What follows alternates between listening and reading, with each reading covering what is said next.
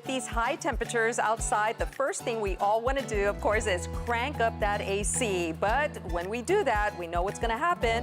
We're going to get a pretty high electricity bill. So once again, we are here in this segment of DIY with Juan Miranda. He's going to tell us how we can keep our electricity low by correctly setting the thermostat at the temperatures that it should be. So, Mr. Miranda, thank you so much. And once again, we do want to thank you because we are here at the HVAC program in the Industrial Technology Department here at Laredo College. So thank you once again for joining us. Thank you, no problem. Something that we recommend homeowners to do during this summer, it's during the whole year, is recommend homeowners to have technicians come twice a year. So one before summer and one before winter. During the summer is for the technician to check that the motors, compressors are working properly and make sure the coils are clean and freon levels to the levels are proper. During the winter, we want the technicians to come and check the relays, heating elements, so that way everything's ready for the winter and for the homeowners not to have those expensive emergency calls. Recommend the temperature for the summer. What the Energy Department recommend is for us to have the temperature between 77 and 78 degrees. This is to conserve energy and avoid any overworking for the unit so that we can save some energy. What about the types of thermostats? You know, I know that there's now so many newer ones with Wi-Fi and Bluetooth, and what's your recommendation? Yes.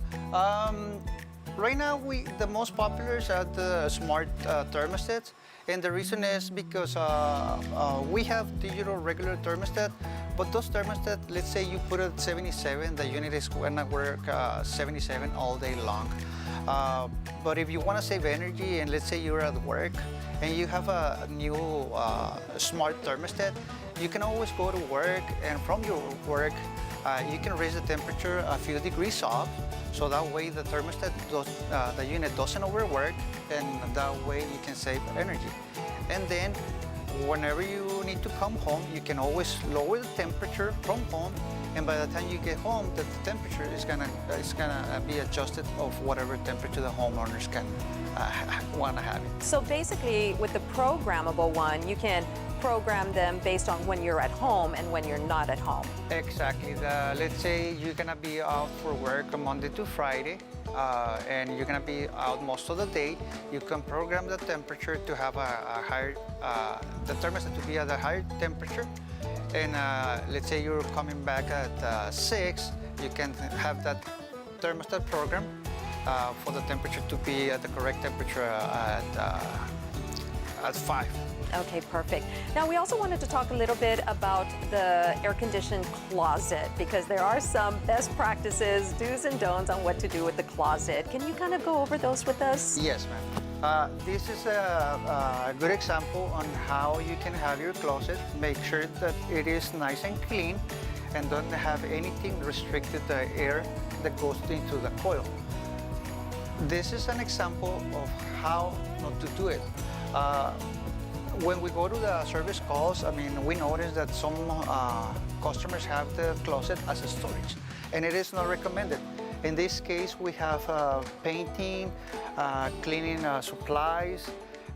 This is not good, especially for homeowners that have respiratory problems, because with time, the unit is gonna be sucking those fumes from those chemicals, and it's going to be distributed to the house, and it is not recommended because we're going to be breathing those chemicals.